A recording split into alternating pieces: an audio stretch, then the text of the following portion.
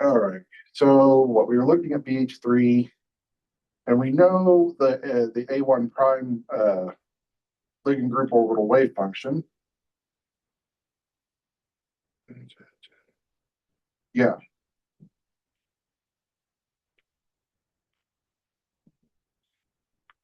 Your normalization constant.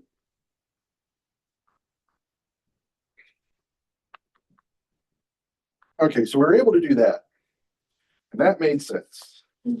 So we have two more wave functions to find, and the first thing we have to do is redraw our ligand group orbital. And this time we're gonna look at it in the presence of two different nodes. So, do you remember what happens to an orbital as it crosses to the other side of a node? To the other side of a node? Mm-hmm. I guess I don't. I don't remember. It changes phase. Okay. So we'll make our little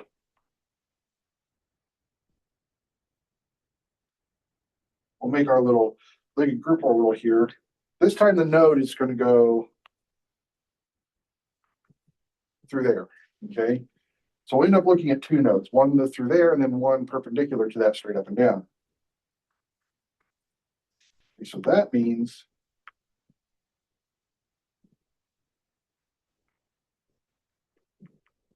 and of course we have our side 1, side 2, side 3. And let's think of some of our symmetry operations. Right in the middle, we have our C3. Each one of these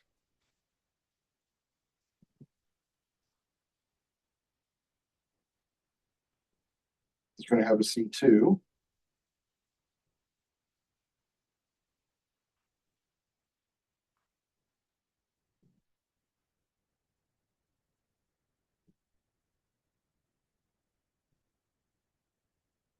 Okay, then our sigma H.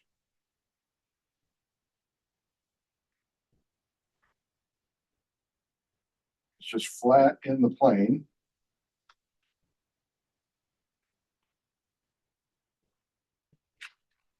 And then we have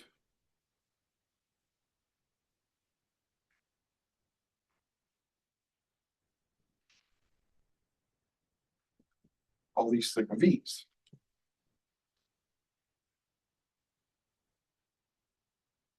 Sigma P2.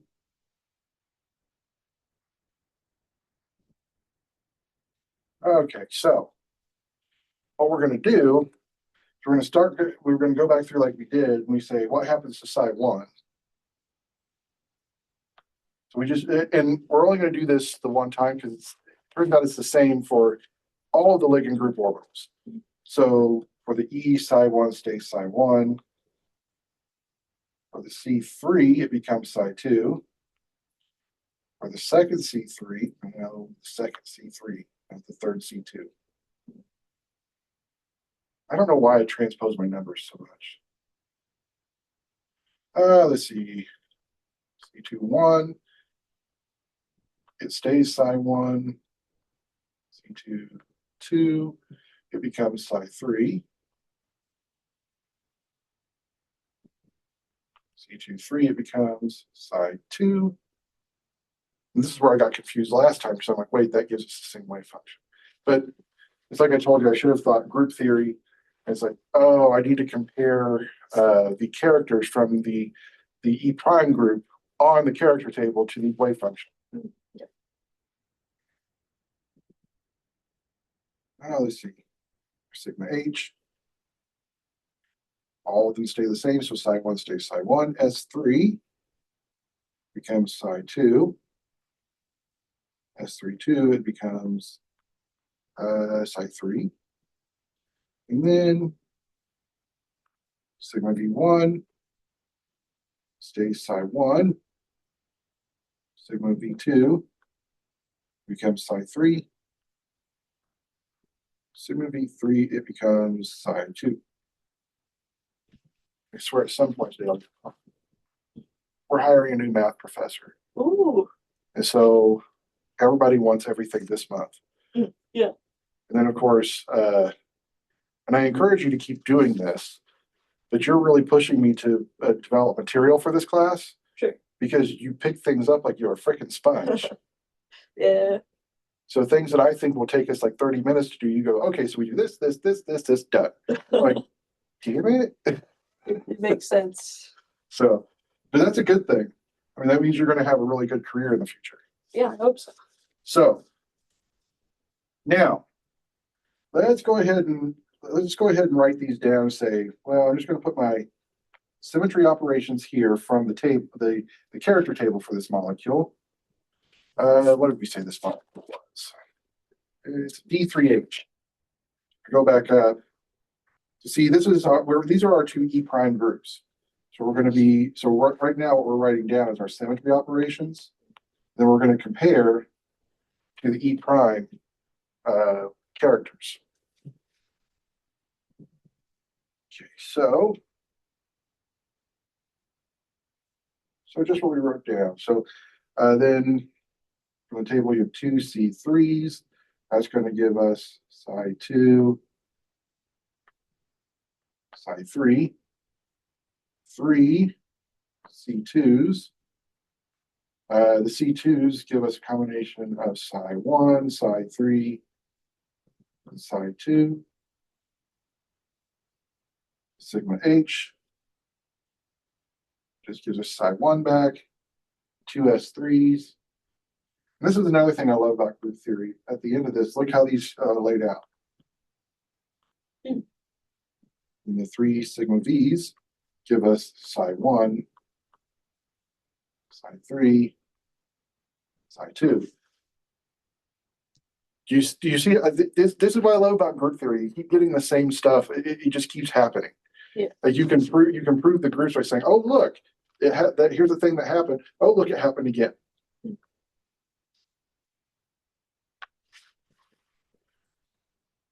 Now, let's look at our E prime characters. That's a 2, -1. Now this will change a little bit for say, let's do that for methane.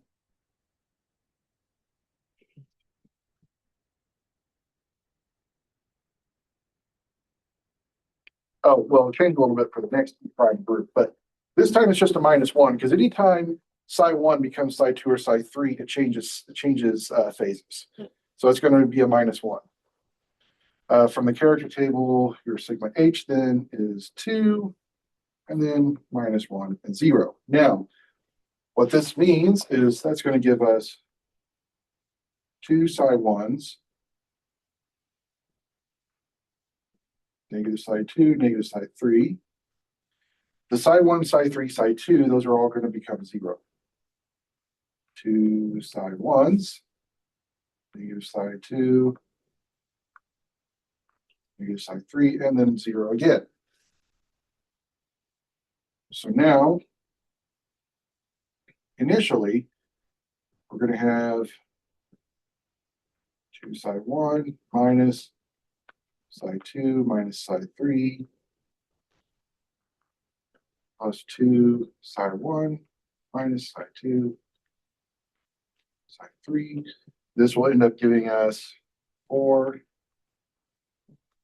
psi2 minus 2 psi, 4 psi1s, sorry.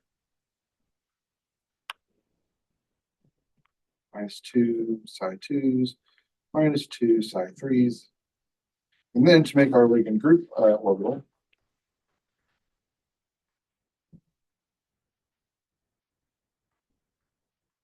our first E prime group, we'll get our normalization constant, but then we'll have a relationship of 2 psi1s to 1 psi2 and 1 psi3.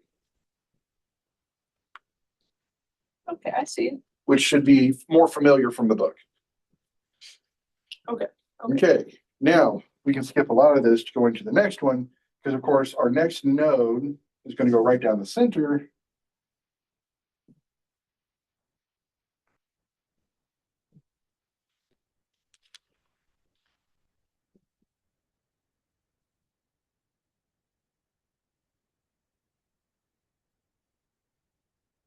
We'll need these two down here, our side 2 and side 3, but anything a node passes through automatically becomes a 0, okay? And because there's a node down the center,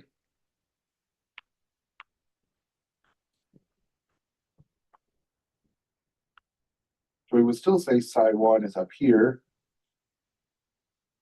2, and 3, but now we don't have to go through each symmetry operation again. You're going to get the same table if you do that, just imagining side 1 is there. But let's go back to analyzing. So I'm going to write this same thing down that I had from the character table. Side 2, side 3, 3C2.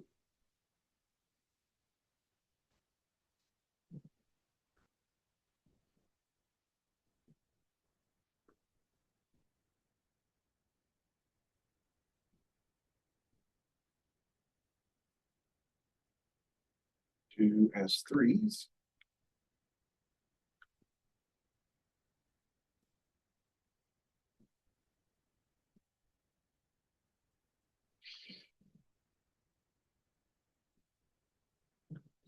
Okay, then we're going to go back to our E prime.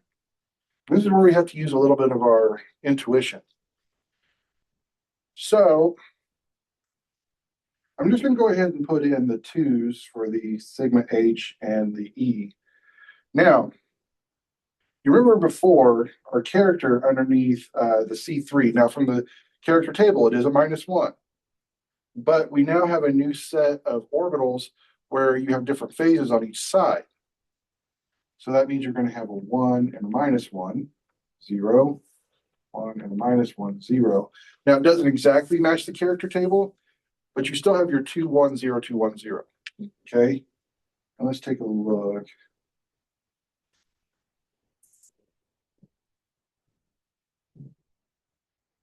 So we know it has to be E prime based off its the original symmetry of the orbital, but this time what we're going to get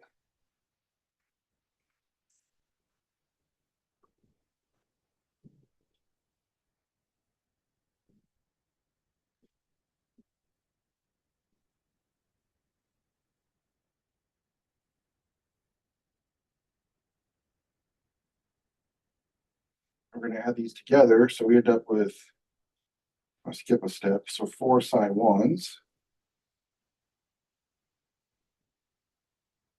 And then side 2 plus side 2.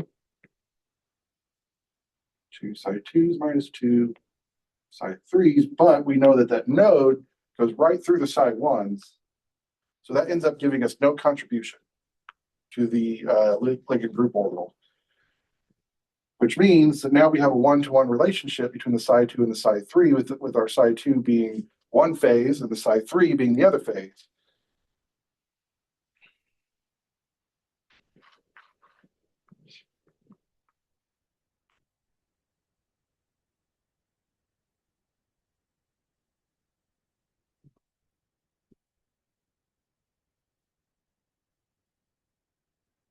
And so there we go.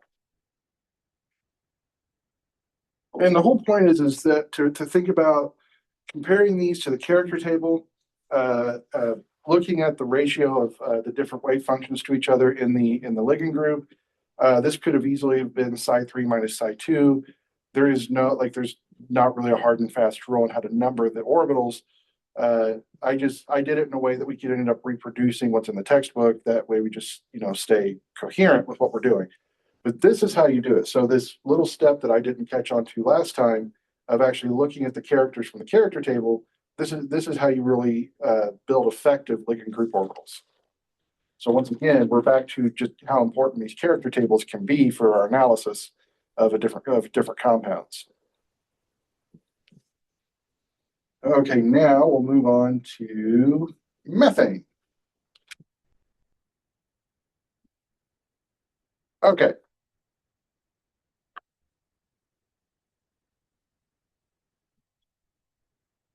Okay, so the first thing I want to do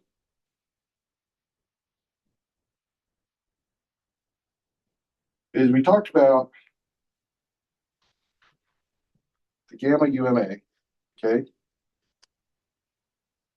And so none of the ligand atoms move, or none of them change, or none of the atoms, yeah, you get what I'm saying. C3, one of them change, like one of them stays the same. So our C3 is right there. Our C2s, and again, you can see these easier once we draw it in a little box. Our C2 is 0. Our S4 is 0. And our sigma Ds are 2, because let's draw our first ligand group orbital, okay? So we have one there. Actually, let me make that a little thicker so we can see it better.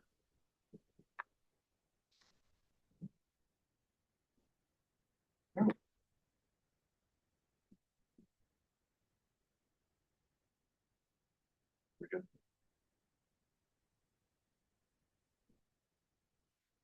So you're putting this in here as a tetrahedral. One will go there. One there. And one there. And of course, we remember that we can have like a little center there where the carbon would be. And this will actually match the other configuration, the way we draw methane three-dimensionally. And then, of course, we can think about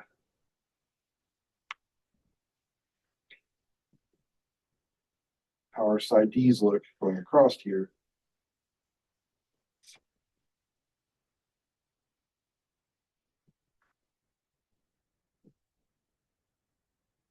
Yeah, that's not great, but our sigma Ds. So they're going to look like that. That's why you get a character of 2 for the 2 for those of the unmoved atom representation. So I'm going to label these counterclockwise, like I said. Side 1, side 2, side 3, side 4. Now, let's ask ourselves again, how is psi 1 affected? So of course we remember coming straight out of there, that's our C3. Coming straight out of here, C2. Then we have our sigma Ds, our S4s. Can you see how an S4 would rotate these orbitals? Yeah, because it will go like halfway and then. Yeah, so like this orbital will come to this corner and then down. Okay.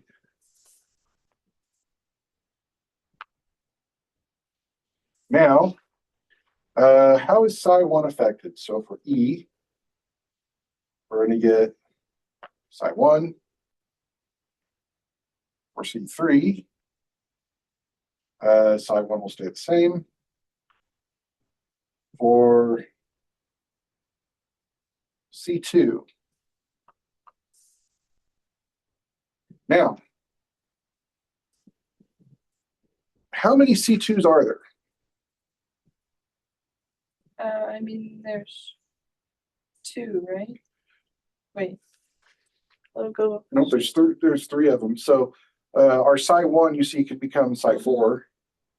It can also, if I have one, imagine it's kind of going back out there. Yeah. C2. So psi 1 can become psi 2. And then if I go back out the other way, psi 1 can become psi 3. So kind of what we get here is an amalgamation of psi 4 plus psi 2 plus psi 3. Because that C2 operation, based on how I do it, is going to give me character from each one of these orbitals. the S4. So psi1 can either become psi2. You could also do like the rotation the other way and become psi3.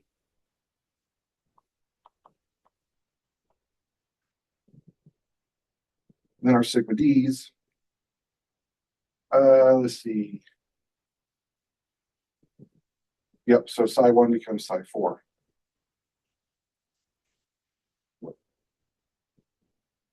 Okay.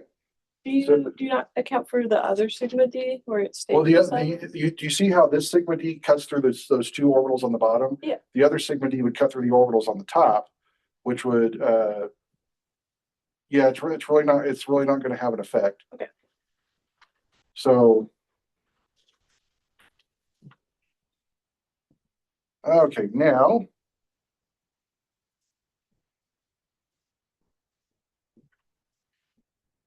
Okay, so what do we got? We have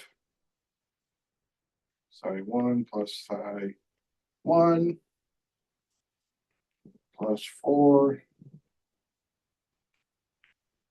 plus 2 plus 3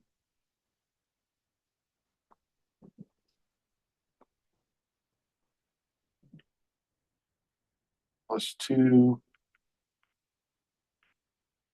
plus 3 plus 4. This is going to give us, let's see, 2 of each one of them.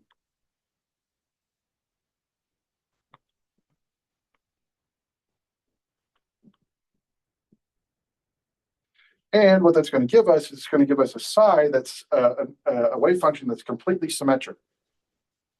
So E prime? Wait, no, it's A1. A1. So this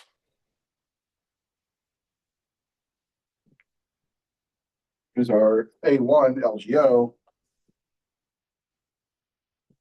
And they all have a 1-to-1 ratio.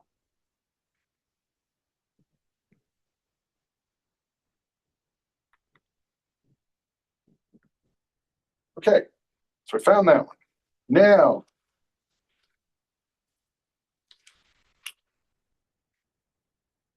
so the next thing well, I gave myself too much space. I thought I needed more space than that, but okay.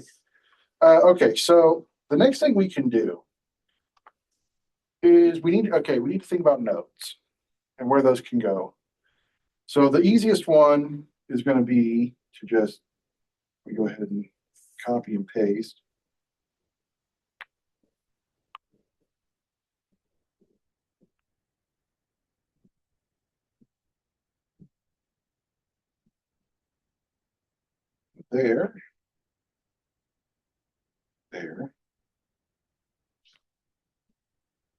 There, and then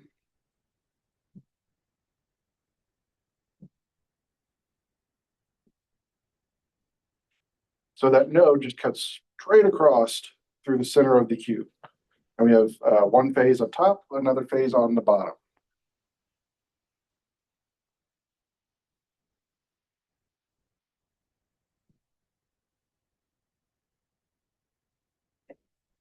So let's kind of look at what happens. Let's take a more general view.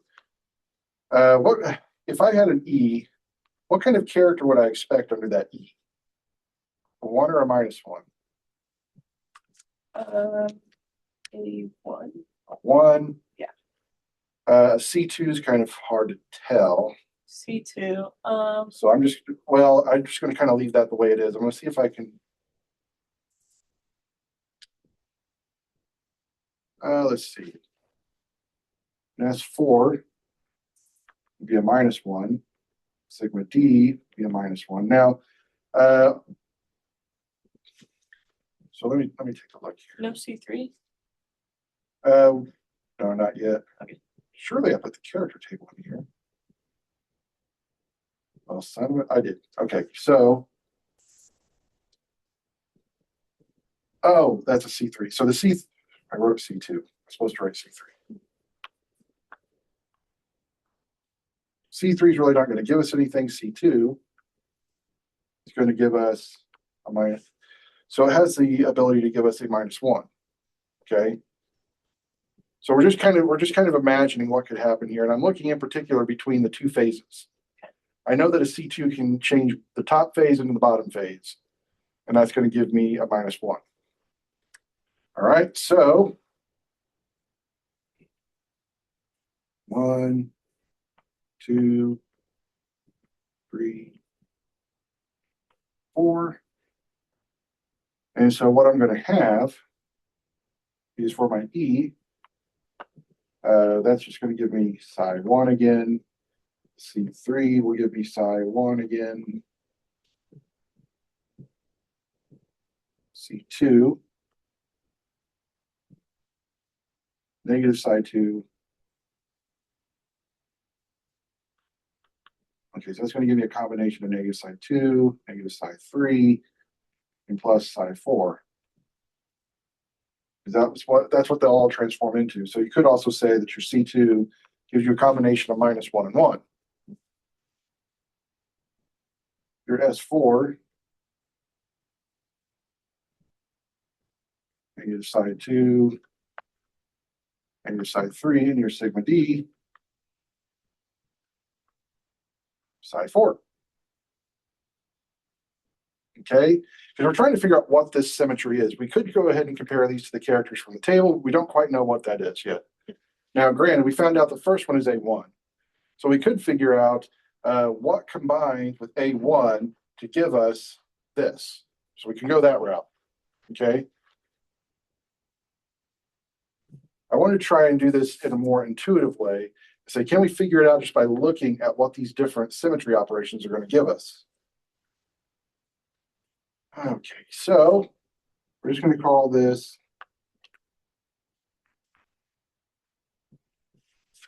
LGO1. So 2 psi1s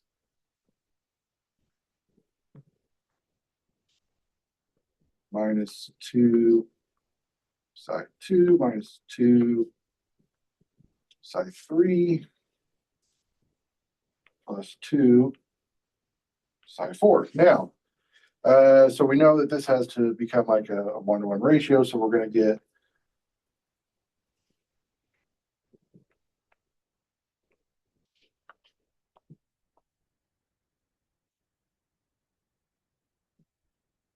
now this is not resonance. I'm not saying that, but you're used to seeing in resonance double bonds end up in multiple places.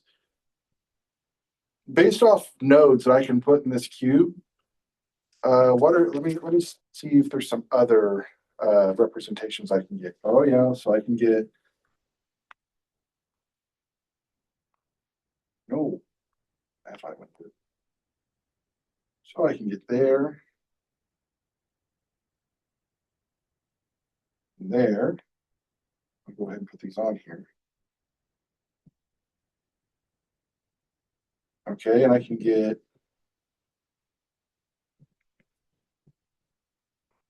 that representation.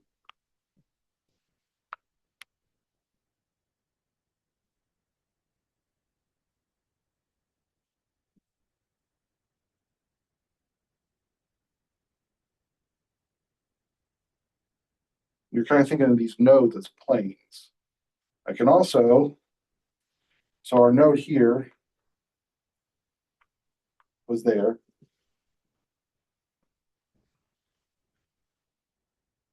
Our node here, imagine kind of a plane.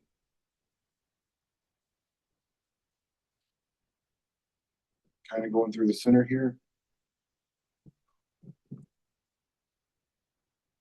Okay. And now this one, the node is going to go like this. Okay. Just imagine that as a nodal plane going all the way around, which is going to give us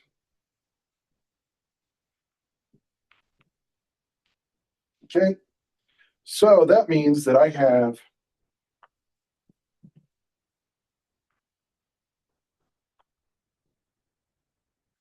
that I can have another combination of these as psi1 plus psi2 minus psi3 minus psi4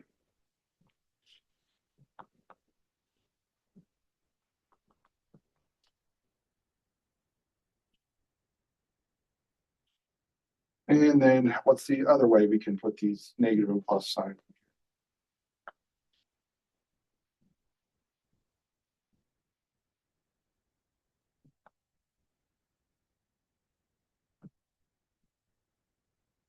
And that maximizes our ability to move around and jumble up the positive and negative signs. Now, this gives us something very interesting. We compare this to kind of trying to suss out what each symmetry operation is going to do. So first off, all I've done here is I've moved around moved around phases. And I have three different LGOs that are all going to be energetically equal. I'm not getting extra character from one side or another. They stay at the same ratio all the way through. I'm just moving around phase. Let's go back up to the character table. Which of those rows give me a three-dimensional symmetry, a threefold degeneracy? Which one of those rows gives me a threefold degeneracy?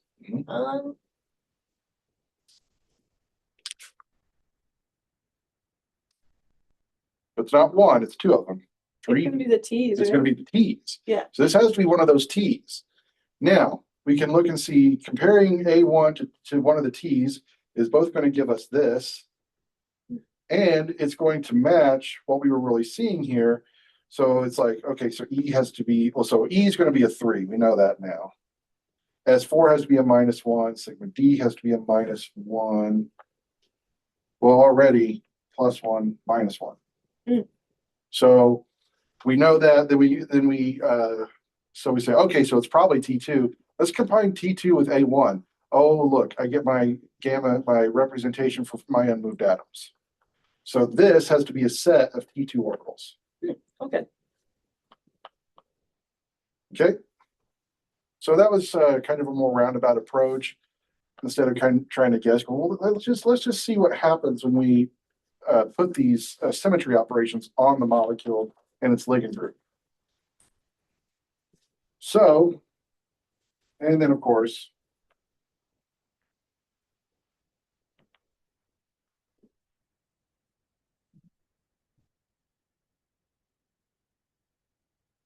well, at least I gave myself plenty of room. Okay, so now let's talk about symmetries of orbitals that we can, because you remember what we did we talk about the symmetries on the carbon atom? Or at least what's on the carbon atom? I mean, I think so. So Right, we talked about the p orbitals, yeah. Yeah, so the carbon going to have an s orbital.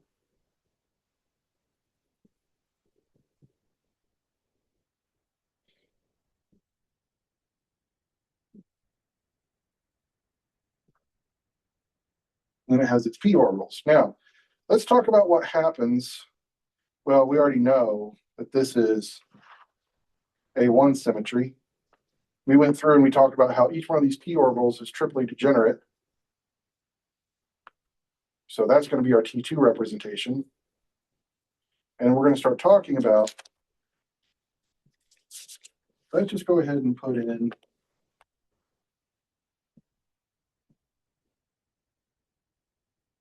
our ligand group. I'm going to put in the A1 to start with.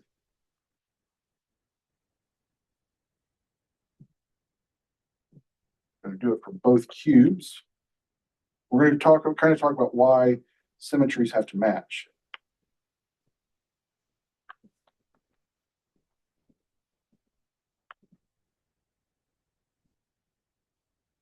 Okay, so let's just use our A1 ligand group orbital. Well, if I put in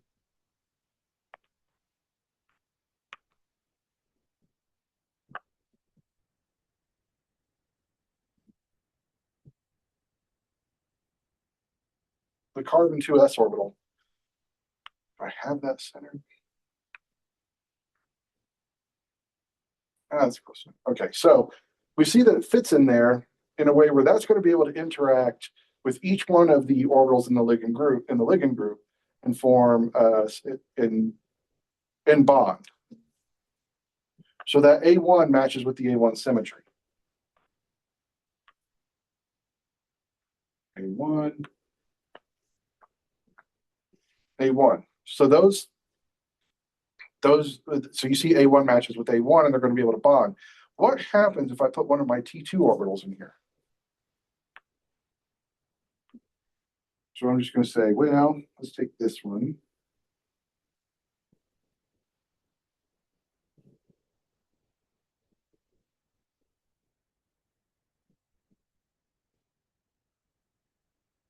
So there's one of my T2 orbitals.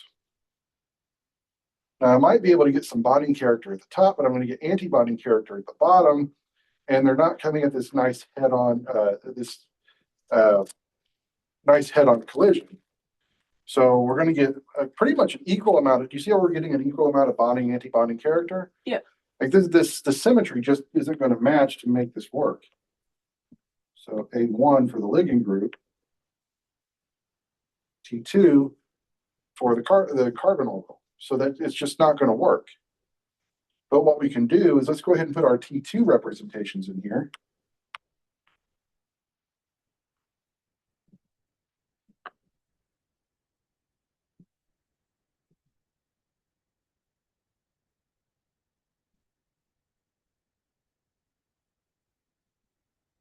Okay, so the first one we'll do.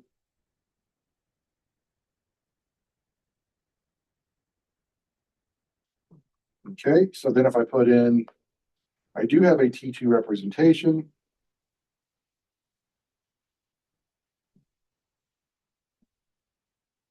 I was trying to imagine that one going forwards and backwards. We see we're going to get bonding character on both sides. So they're lining up phase-wise out the front and phase-wise out the back.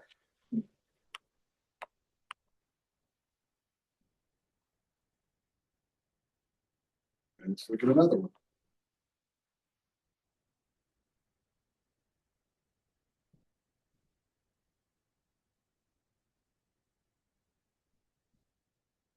And let's see, so this one.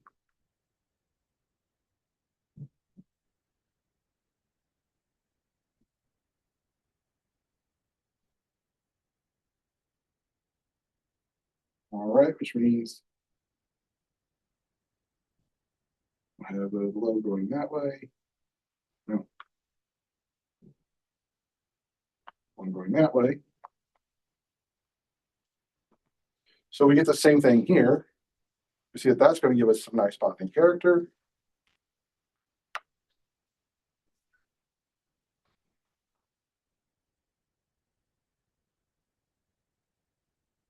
Boy, this would take so much longer if we couldn't do cut and paste. Yeah, okay. But it's kind of it's an effective way to view this. So now I'm going to do this T2 ligand group, and which means that we're going to be able to have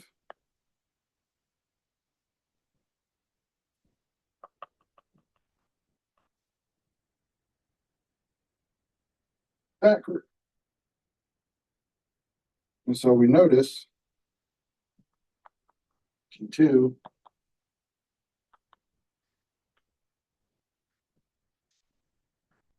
lines up very well with T2. And so, of course, each one of these would be one of those T2 linear combinations that we found, like your, like if we look here, let's just do the one on the right because I can't get one way over on the left. So the one on the right here.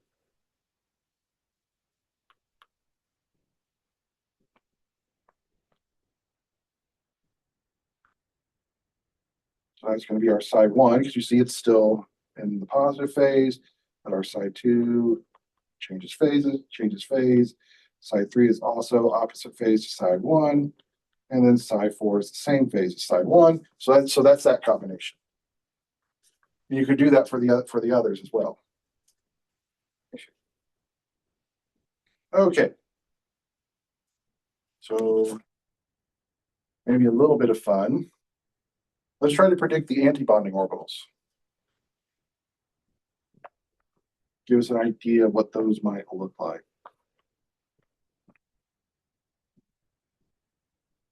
Let's start with the T2s. I bet you can already kind of tell what they're going to do. Yeah.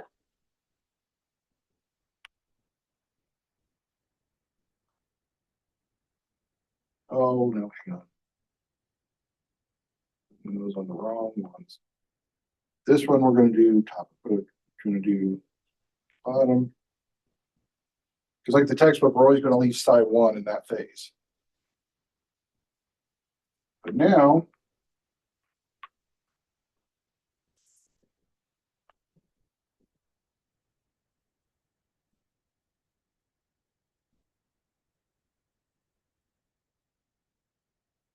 we're going to get a configuration like that, which is going to be anti-bonding. And then we'll have the other two combinations.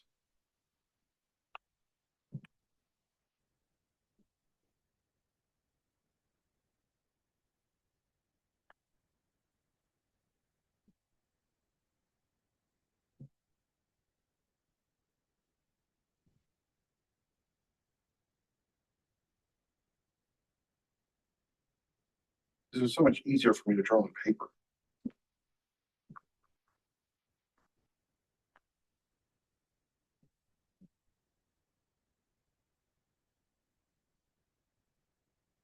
Oh, come on. I just did the same combo over again. Okay.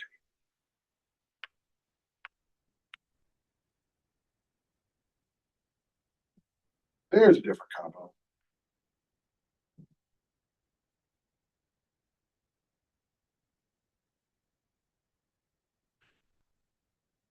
Why did you stop working?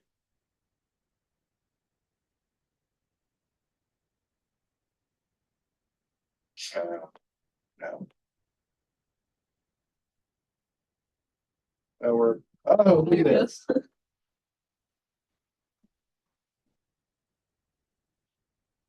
Okay.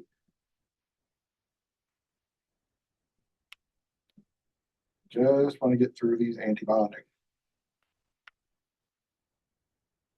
Show you that we can use the ligand groups to predict everything.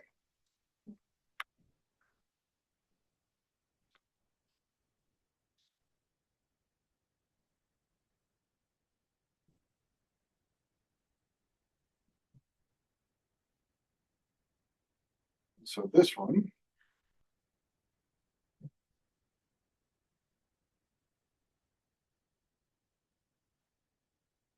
I'll place that way. And our last anti-bonding group, what do you think it's going to be? Would be that 2S. Yes.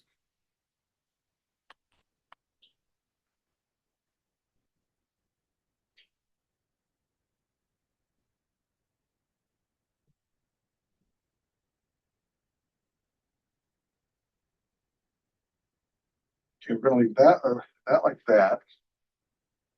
And then we're just going to pick a big O2S.